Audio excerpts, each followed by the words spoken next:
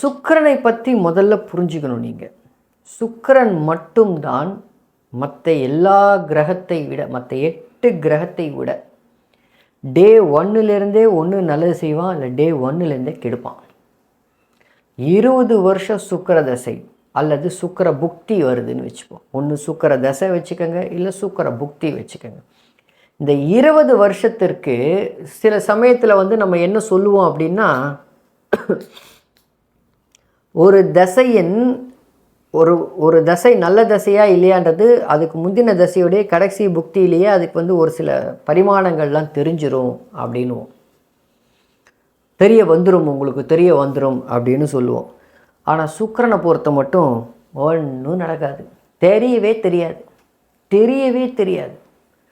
சுக்கிர தசை ஒருத்தருக்கு வரப்போகுது, கேது தசை நான் சொல்கிறேன், சுக்கிர தசை ஒருத்தருக்கு வரப்போகுதுன்னு வச்சுப்போம்.